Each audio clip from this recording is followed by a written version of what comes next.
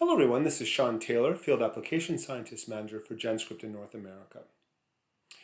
With the onset of a new surge of COVID-19 infection globally in the latter part of 2020, and new cases being uncovered of people who were infected and recovered that are becoming infected again with SARS-CoV-2, the importance of measuring neutralizing antibodies in these individuals and also for vaccinated individuals over time using a high throughput and cost-effective approach has become important for us to be able to track how long those antibodies persist in these individuals to assure protection over a longer period of time.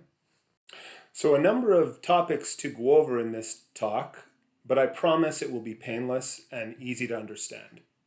I'll start with the virus structure, then the mechanism of infection for SARS-CoV-2, the currently available tests and the importance of timing of sampling to assure accuracy in test results. Then we'll get into the neutralizing protective antibodies and the associated tests that are currently available for using to assess those levels in individuals. Then we'll discuss a brand new test that's out there called the cPass SARS-CoV-2 Neutralizing Antibody Kit, abbreviated cPass SVNT. We'll compare the cPass SVNT test with traditional IgG/IgM serology tests directly, also comparing cPass SVNT with live cell neutralization assays, and finally, a semi-quantitative approach to directly compare neutralizing antibody titers over time, which is important, as I mentioned, for vaccination and for people who have been infected and recovered from disease to assess how long those protective neutralizing antibodies can persist. And finally, as flu season approaches, obviously cross-reactivity for any test is important, and we'll go through that as well. Okay, so let's get into the structure and nomenclature for COVID-19 or SARS-CoV-2. So what we see here is an image of the virus, a cartoon of the virus, and as we can see, the virus contains a lot of proteins, especially coat proteins, as well as the nucleocapsid protein, which encapsulates the RNA inside the virus. So the most important protein that permits the virus to allow entry into the cell is this spike glycoprotein here. So this is the spike glycoprotein, and right at the surface of the spike glycoprotein is the receptor binding domain, and that receptor binding domain is what permits the virus to dock onto host cells, and then it will inject its viral RNA into the host cell.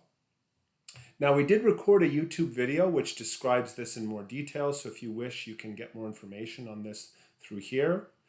But the important aspects, as I said, is that we have this spike glycoprotein, which is the docking mechanism of the virus. And this is where a lot of work is being focused on producing vaccines and treatments against SARS-CoV-2.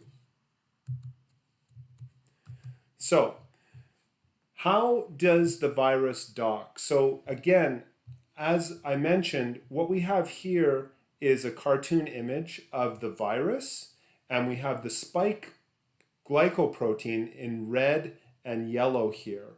I've colored the yellow portion of the spike protein as the receptor binding domain. So this portion of the spike protein, this is all the same protein, this red and yellow, but this portion is what binds to the host cell. So this image here, this surface here would be the host cell, and this blue patch here would be what's called the ACE2 receptor. So the ACE2 receptor at the surface of the host cell, that this could be in the lining of the lungs, as an example, permits the virus to bind by its spike protein in the receptor binding domain. So you see these two are bound here. And then the virus can enter and inject its RNA into the cell to permit the virus to replicate. So this is the way the virus is able to enter and transmit RNA to be able to replicate. This is the key mechanism by which a lot of groups are studying to affect drugs and treatments to block this binding event. The other work that's being done is with respect to diagnostic kits that are able to detect this binding event. And I'll talk about this in more detail. So, when we talk about molecular tests for looking at SARS CoV-2 infection, there are a number of tests that are available. There are nucleic acid tests and there are antibody tests.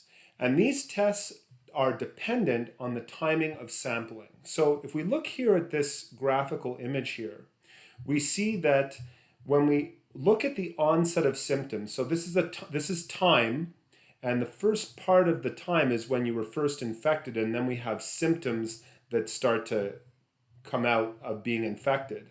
And during the onset of symptoms, the viral RNA will spike up. This is when the virus has entered the cells and it's replicating and it's building up inside the body. So then we can start to detect that viral RNA by what's called qPCR. So this is a nucleic acid detection technique, and that permits us to early detect the virus. And that's why so many labs are performing qPCR tests, because they want to get people detected with SARS CoV-2 early, soon after the onset of symptoms. But then over time, the viral RNA will decrease. And this is because the host, the person who's infected, has launched an immune response. And they're attacking the virus with their immune system. So the virus will decrease in its titer to a level where it can no longer be detected. There's no more virus actually circulating, because the immune system is picked up and generated antibodies against the virus. So it's like the antibodies are like the memory of the virus in your body, your immune system. It generates these antibodies to permit the immune system to respond again during a future attack of the virus, to protect the body from future attacks of the virus after defeating the virus. So the first immune response antibodies that are launched are typically IgM, and then it's IgG. So timing is everything then when you're trying to use some of these tests, because if you take a sample, a blood sample from an individual, or a nasal swab from an individual too late in time, then you won't detect the virus using nucleic acid technique, because there's no more RNA left to detect. The nucleic acid only detects the RNA, and the RNA will have decreased down to 0. If then it would be serology tests to detect the antibodies that remain from the immune response. And so later on in time, serology tests become very important. And this is important for contact tracing, or for individuals who were asymptomatic, who never even knew they were infected. So this is where serology tests are important. And then for early detection, it's viral RNA. And the inverse is the same. If you try to use a serology test too early, the immune system hasn't had a chance to respond yet to the virus, and you won't detect any antibodies. You can see the IgM is at 0 early on. So timing is important, and this is why it's often recommended that both tests be performed to confirm COVID-19. So typically it's always the molecular test, the qPCR test, that's done first, but if that comes back negative, it's always prudent to perform a serology test just to be sure that that individual wasn't already infected and had an immune response already to defeat the virus. So if we look at the comparison between a nucleic acid test and a serology test, as I mentioned, the nucleic acid test is a very highly sensitive test for early detection. And this is because it's detecting the RNA while the virus is still propagating in the body. But it is dependent on sampling. So I've seen a lot of these nucleic acid tests come back negative simply because the sample wasn't taken appropriately and the RNA degraded in the sample. And if you have degraded RNA, then again the test will come back negative, and that'll be a false negative. That patient was positive, but because the sample wasn't handled properly, it could come back negative. So it's very important that sampling is done correctly and that the sample is stored in the correct buffer to assure that the RNA is preserved correctly. Now, of course, if this is done properly, this will dramatically reduce the disease period, which is the period over which an individual doesn't know that they're infected, right? Where they can go around and infect other individuals. So the sooner the individual knows that they're infected, the sooner they can quarantine and isolate themselves from other people to prevent further infection. Serology tests, on the other hand, are detecting the antibodies post-infection. So of course, the antibodies only come about after the immune response is launched, and this is typically a week to 10 days after infection.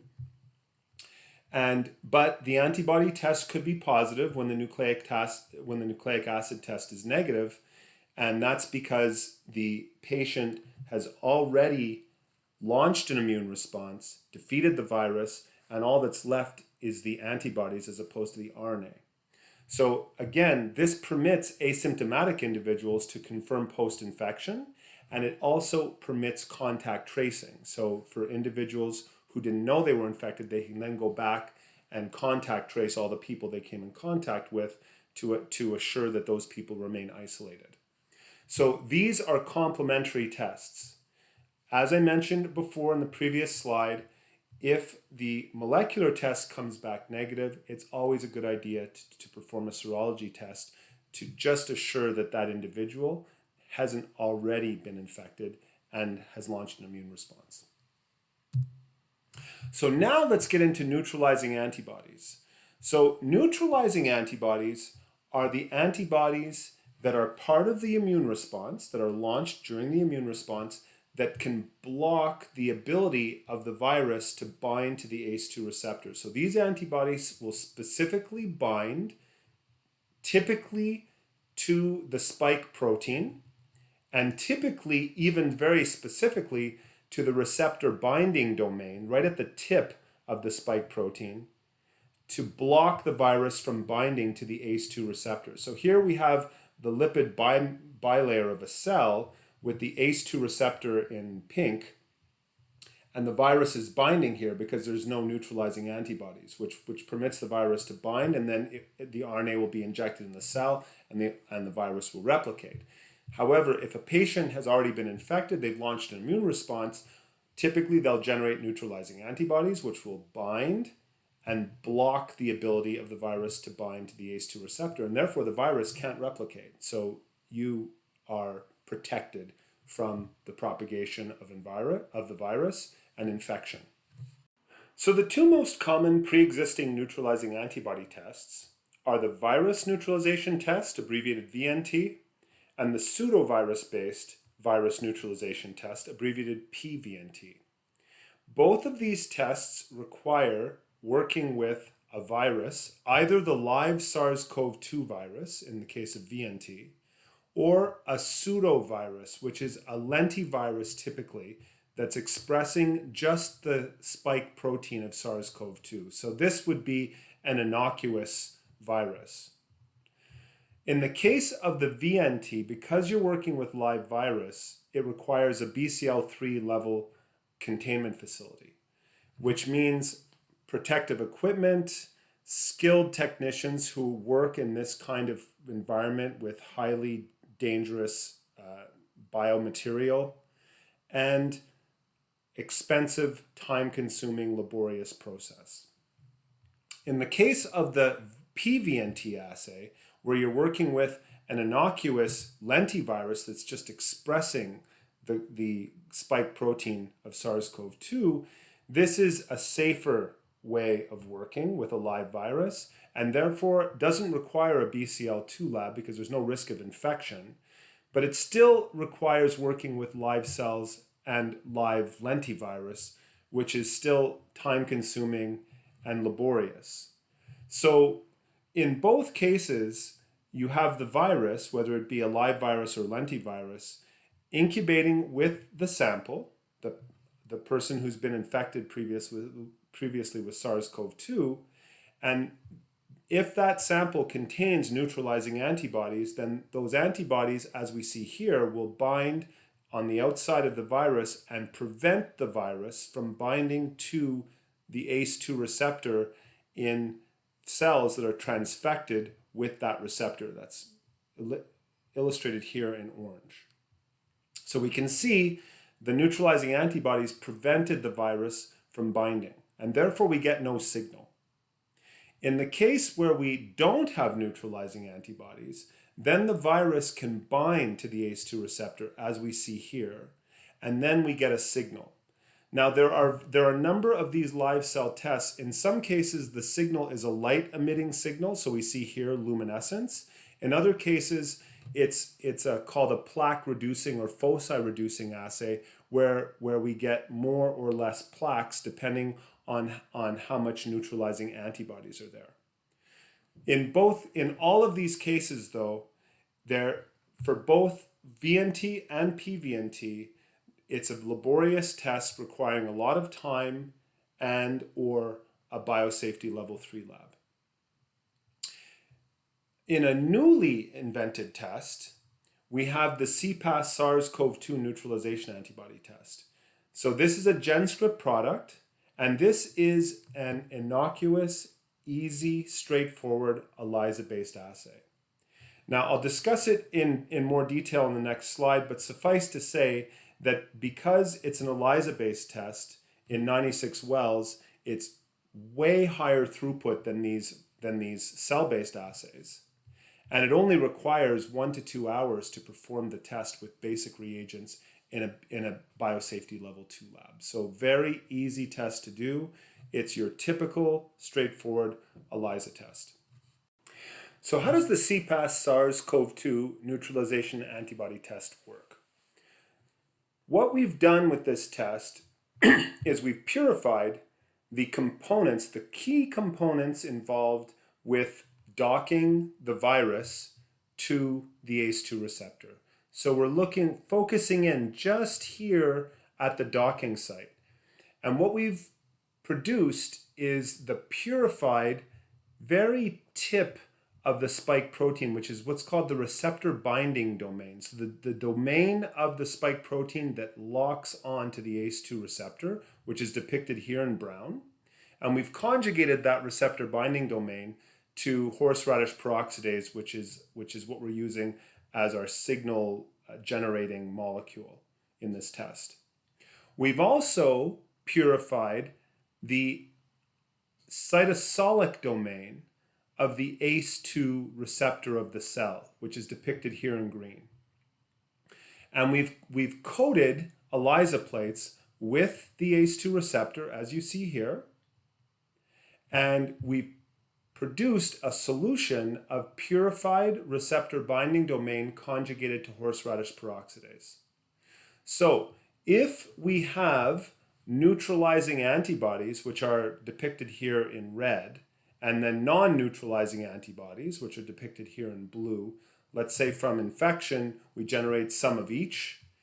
You'll see that the non-neutralizing antibodies, they could potentially bind to the receptor binding domain. And we'll also get a binding of neutralizing antibodies. And it's these neutralizing antibodies that will block the ability of the receptor binding domain to bind to the ACE2 receptor.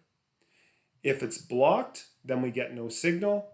If only non-neutralizing antibodies are in the patient's serum post-infection, then of course the receptor binding domain can bind to the ACE2 receptor. As we see here in a complex, it's a very tight complex, so this binding event is very strong, and we'll get a signal produced from the horseradish peroxidase. Now this whole assay was invented by the Dr. Linfa Wang in his lab. The article is here. It was a preprint and it's been published now in Nature Biotechnology. And this assay is nice because the protein components permit it to be species independent. And I'll talk about this in more detail. So this assay has been commercialized under the cPass SARS CoV-2 neutralizing antibody kit name for CE and HSA marked products, and as the Surrogate Virus Neutralization Antibody Test for RUO research use only applications. So just to give a specific example of how the cPass SARS CoV-2 neutralizing antibody test works, what we do in this test is we start by mixing the individual sample, the person who was infected and recovered or vaccinated from SARS-CoV-2, with the purified RBD-HRP complex mixture. So we make this mixture and we incubate this mixture together for 30 minutes. After a 30-minute incubation, in the case where we're generating neutralizing and non-neutralizing antibodies, you can see that the neutralizing and non-neutralizing antibodies are binding to most of the molecules. There's one molecule here that only has a non-neutralizing antibody bound. And then after a 30-minute incubation, we add the mixture into the assay plate, which contains the ACE2 receptor coated to the bottom of the wells. So in the case of the RBD-HRP complexes that are bound to neutralizing antibodies in red, they can't bind to ACE2 receptor. This one molecule that's only bound to a non-neutralizing antibody has its receptor binding domain able to link to the ACE2 receptor, so it binds. So when we wash the plate, we wash away these three molecules because they can't bind, they're in solution, so they'll be washed out of the plate. The one molecule that could bound remains. So this is just to depict the RBD and the ACE2 receptor. So we have one molecule bound, and then we add TMB and we get a light yellow color from the HRP that's bound to the RBD. In the case where there are no neutralizing antibodies, then all of these non-neutralizing antibodies are either binding or in this case not binding to receptor binding domain. But because these are non-neutralizing antibodies, all of these receptor binding domains are now capable of binding to their respective ACE2 receptors, as we see here with the arrows. So now all four of these molecules will bind, and when we wash the plate, because it's a very strong binding interaction, they'll remain bound. And then when we add TMB, of course, there's many more HRP molecules now, which are the signal generating molecules with TMB, so we get a darker yellow color. The more HRP, the more yellow the color. So as we have less neutralizing antibodies, we generate a darker and darker yellow color. And as we have more neutralizing antibodies, the color is much lighter here. And this can be quantified. So what are the advantages of the cPass SVNT assay for detecting immunoglobulins? The first major advantage is that it's immunoglobulin agnostic. So this test permits the ability of detecting any class of immunoglobulin, whether these neutralizing antibodies come from IgG, IgA, IgM, or any other class of immunoglobulin.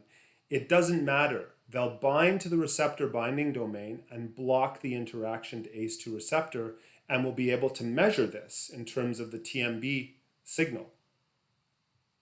So this permits an augmentation in sensitivity vis-a-vis other serology tests that are on the market. Most commercial serology tests are very specific. They use a specific secondary antibody to a particular immunoglobulin, typically IgG or IgM. So here we are able to pan everything. This is like a total neutralizing antibody measurement, which augments sensitivity of this assay. The other advantage is that it's species independent. Why is this species independent? Because these are just proteins. So if a cat or a dog or a mouse or a rat are infected with SARS-CoV-2, they'll generate antibodies to the receptor binding domain, and their antibodies will bind to purified receptor binding domain in this kit and prevent binding to ACE2 receptor. So any species can be used, which makes this kit highly applicable for drug or vaccine development right from the early stages of looking at animal models or even cell-based assays, because it's species independent. So we can work from mouse to primates to humans, all with the same kit. The other advantage of using the RBD is that the RBD is highly immunogenic. It's one of the most immunogenic components of the spike protein and of the virus itself in terms of an immune response. So if a person or an animal launches an immune response, there's a very, very high probability that they will generate neutralizing antibodies to the receptor binding domain. So this was chosen very specifically as a consequence of this, so that we would be able to measure the response very well. Second advantage is that the RBD is in solution. It's not coated on the surface of the plate. And in many of the serology tests that are out there, the antigen, which is what RBD is in this case, it's the antigen to these immunoglobulins, the antigen is bound to the surface of the plate in many serology tests. So serology tests use either RBD bound to the surface or the full S1 domain of spike glycoprotein or nucleocapsid protein bound to the bottom of a plate. And when you have those proteins bound, immobilized on the surface of a plate, and it's typically by a hydrophobic interaction, you can actually cause conformational changes in those molecules, which can lead to antigenic sites becoming available that would not otherwise be available in the native state molecule, which can cause other immunoglobulins to bind, and therefore cause false positive results. And this is seen a lot in these types of serology tests where you get false positives, and this is typically because of this conformational aspect of being bound to the surface of a plate. In the case of this test, the RBD HRP is in solution. It's provided in the kit in solution. So it's in a near native conformation, which forces the immunoglobulins that bind to RBD to be very specifically bind to the near native antigenic sites that would be on the virus itself, which augments the specificity. So we increase specificity, we reduce the false positive rate in this assay. And because it's immunoglobulin agnostic, we've increased the sensitivity. So this assay actually, in comparison to other traditional serology tests out there, is more sensitive and more specific. And I'll show some data in the next slides. The other final advantage of this test, obviously, is that it's a dual detection and functional assay. So this test not only has greater sensitivity and specificity than traditional serology tests, but it also tells you something about the function of the antibodies in their ability to block the binding of RBD to the ACE2 receptor, defining these antibodies as neutralizing. So this is another great advantage of this test, because neutralizing antibodies are in fact what we're really interested in when it comes to infection, because those are the protective antibodies that prevent us from having the virus propagating in our cells. And finally, it's very fast. This test is a 96-well plate-based assay that takes about an hour, a little over an hour to perform for 96 wells. And it can be automated for mass testing. So here's some data from a particular lab, Inatos Laboratories, where they compared a number of different traditional serology tests that are out there using either IgG or IgA or IgM, and compared the identical samples. They had 84 negative samples and 10 positive samples with the cPass SVNT test that I just explained. And as we see here, all these tests gave variable levels of sensitivity and specificity, whereas cPass was 100% in terms of both sensitivity and specificity for delineating between the negative and positive samples. But even more importantly, the positive and negative predictive value and accuracy were widely different between these assays, as you can see here, versus the cPass test.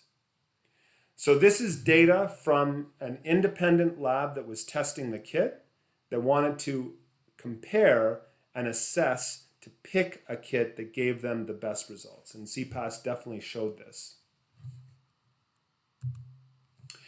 In another study that we performed, we looked at, again, a number of different kits. So this was a kit that used an RBD-coated plate.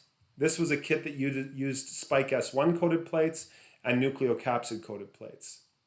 And again, what we see here is, in the case of the RBD-coated plate, for the 45 presumed positive samples, it called 43 of them positive and 2 of them negative. But in the case of the 23 presumed negative samples, and when I say presumed negative, these were pre-pandemic samples. They should be negative samples. It called 3 of them positive, which is a very high false positive rate. In the case of the spike S1 coated plate, it called many of the 45 positive samples, it called many of them negative. So a lot of false negatives here. In the case of the nucleocapsid coated plate, again, it called many of the 45 positive samples negative, 17. If we go to the cPass test, it was better than all 3 of the other tests in terms of it called most of the samples positive that were positive, 39 of the samples were called positive, and all of the pre-pandemic samples were clearly called negative. Interestingly, the 6 false negative samples from the cPass test, the 6 samples of the 45 that were called negative here, were also called negative in the nucleocapsid test and in the S1 test, where the specificity of those tests were very good.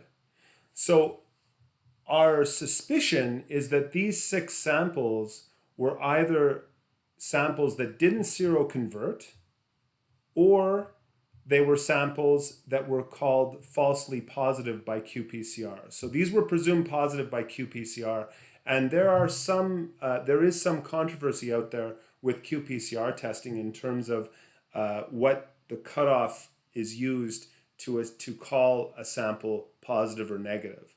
And because these 6 samples in red were the same 6 samples that were negative in these other 2 tests, it's not certain that these samples were in fact truly positive. And if that's the case, then again, cPass called these samples perfectly, because these samples, if in fact were truly negative, were actually called negative by the cPass test. In the second study, where we looked at 41 presumed positive samples and 27 pre-pandemic samples, in the case of the RBD-coated plate, it called, in this particular study, it called all the pre-pandemic samples negative, and there was 1 false negative for the positive samples. For the nucleocapsid plate, again, it called many samples negative, as it did in study 1. And for the cPass test, again, it only called 1 sample falsely negative, and all the pre-pandemic samples were properly called negative. So again, a very good test, corroborating the 1 false negative sample was, again, in common with all these tests. So again, we're pretty sure that this negative sample either didn't seroconvert, or more likely, it was called falsely positive by qPCR. But taking all that data into account from these 2 studies, and just using the qPCR data, so we just judged everything by the qPCR presumed positive data. In terms of sensitivity and specificity, cPass was excellent, and in terms of accuracy, positive predictive value and negative predictive value, cPass greatly surpassed all the other tests that were out there. And the data in this table is the combined data from study 1 and study 2. So very, very nice results, corroborating the data that Inatos got from their study, actually. Now, we also compared, so basically what these results justify is the use of cPass just in delineating between positive and negative samples versus other commercially available serology tests that are out there that just use IgG or IgM. The cPass test clearly gives superior, more accurate results than those other tests. But now let's move to looking how cPass compares with traditional neutralization tests. So here we compared cPass to live cell neutralization tests that use live virus. So these would be like the gold standard test. So using cPass for the 66 samples we tested, we delineated 40 as being negative and 26 samples as being positive. When we look at PRNT, there are a variety of sensitivity settings that you can use in PRNT that cause the results to change. So if we look at 50% plaque reduction, 75% plaque reduction, or 90% plaque reduction, the data change. So at 50%, 2 of the samples were falsely called positive. And then at 75 and 90% neutralization, the data were very similar to the cPass test. There was only one sample in red that was called positive in the plaque reducing test that was called negative in the cPass test. If we go to foci reducing neutralization tests, again, what we see here with those samples is the data changes dramatically when you change the sensitivity settings with foci tests. So at 90% neutralization, many of the samples of the 45 presumed positive samples were called negative, 22 of them, almost 50-50. When we augment the sensitivity to 75% reduction in foci, then we get very similar data to the cPass test. In this case, there was one extra negative sample called negative, but the 6 samples that were called negative in the foci test were also called negative. So these are the red samples. These red samples were the identical samples that were called negative at 75% reduction in foci.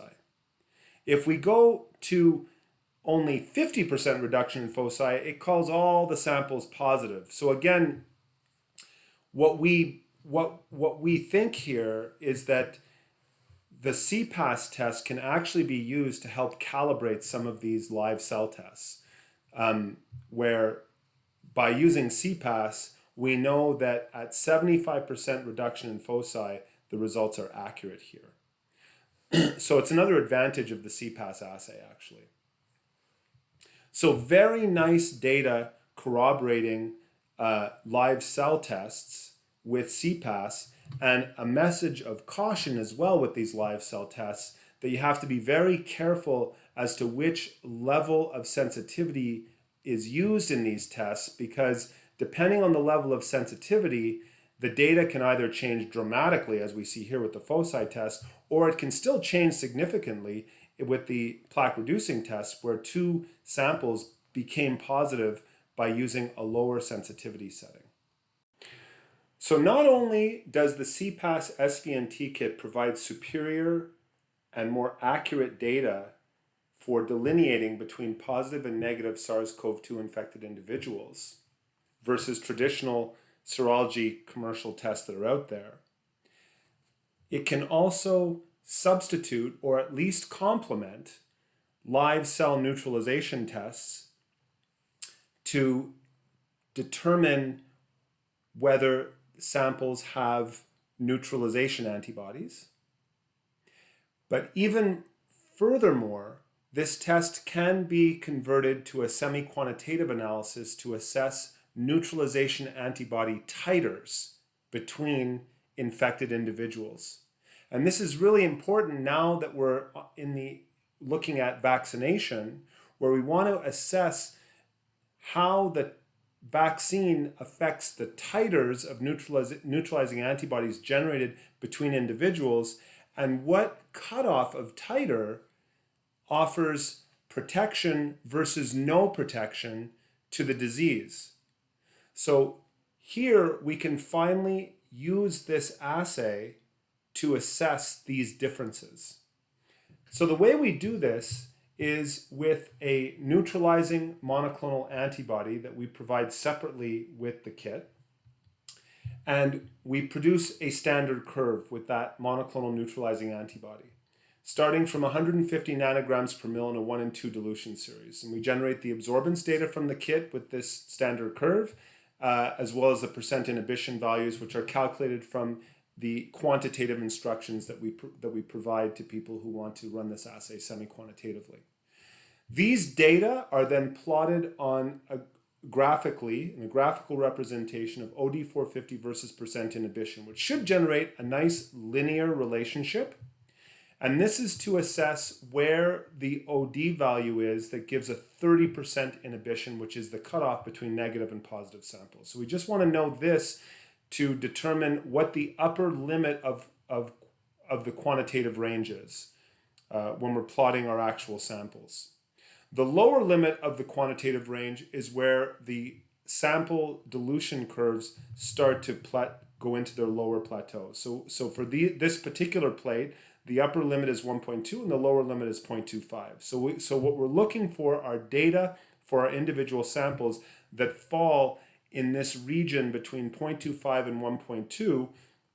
And the only way to assess, to reveal points that fall in this range is to actually dilute the individual samples as well. And we recommend that samples be diluted in a 6-point dilution series, starting from a 1 in 10 dilution in the sample buffer that comes with the kit, followed by 5 1 in 3 dilutions. So from 1 in 10 all the way down to 1 in 2430. So for these 3 samples, which represent a low neutralization sample, a medium sample that contains medium levels of neutralization antibodies, and a sample from an individual that had very high neutralizing antibody titers, these are the way these curves would look for these types of samples. And we chose points from these curves that fall in the linear quantitative range, which was delineated by these 2 dashed lines. So we have for the high sample 0.5, medium 0.6, and an OD of 0.7 for the low. And we plot these samples, we interpolate these OD values on the standard curve. So the standard curve is plotted by the average absorbance of our duplicate absorbance values at each dilution on the y-axis versus log of the concentration on the x-axis. And we're able to get the titers from those 3 samples, which I've delineated in green, blue, and red for the low, medium, and high neutralization samples. So now we have titer values. So we calculate from these titer values. I've just tabulated them here. So we have the titer values for high, low, medium, and low neutralization. And then we multiply those titer values by the actual dilution factor that we used to get a point in the linear range. So remember, with the high titers, we had to dilute the samples a lot, all the way down to 1 in 2430 to be able to get a point in the linear range. So 23.4 nanograms per mil multiplied by 2430 is 56,862 nanograms per mil of antibody. For the medium at 0.6, we only had to dilute the medium by 1 in 90. So we're multiplying 18.8 by 90 to generate this value. And then for the low neutralizing titer at 0.7, we only diluted that by 1 in 10. So 16.6 times 10 is only 166. And then, if you wish, you can ratiometrically assess those values by just dividing the high values by the lowest values. So the medium neutralizing sample was 10 times more than the low one, and the high one was 343 times than the low one. And we've seen this with actual samples, these kinds of ranges. So what these values mean in terms of a large sample set and in terms of can this patient with the very low titer now be reinfected? Are they susceptible to reinfection? These are all questions that can now easily be answered by using the semi-quantitative approach with the cPass SVNT kit, as depicted here. So just to finish cross-reactivity, we're heading into influenza season, so everyone's concerned about cross-reactivity of all these kits. We've tested the cPass kit for cross-reactivity with all the usual suspects, and the only virus that we've assessed that is cross-reactive with SVNT is SARS CoV-1, which makes this kit highly applicable even to looking at samples during influenza season, which is now upon us. And finally, just species independent, just a little bit of data. I know I explained this vis-a-vis that we're working with purified proteins, but we have tested this kit with mice, also with patient samples and with rabbits, and there have been studies using primates as well. So this test is pan-species. The kit has been regulatory approved by a variety of marks. We're still in review for FDA, so this is in process for the EUA approval, but for these other marks, the approval has been given. And if you would like more information or to learn more about the other solutions that we provide for SARS-CoV-2, you can visit our website, and we have a variety of protein and antibody solutions for folks who are building their own kits or trying to use their own research or detection techniques. And finally, we have a variety of services available to help you in the production of your own assays if you wish to use these services in your research programs. So I hope this was informative, and I look forward to any questions that you might have.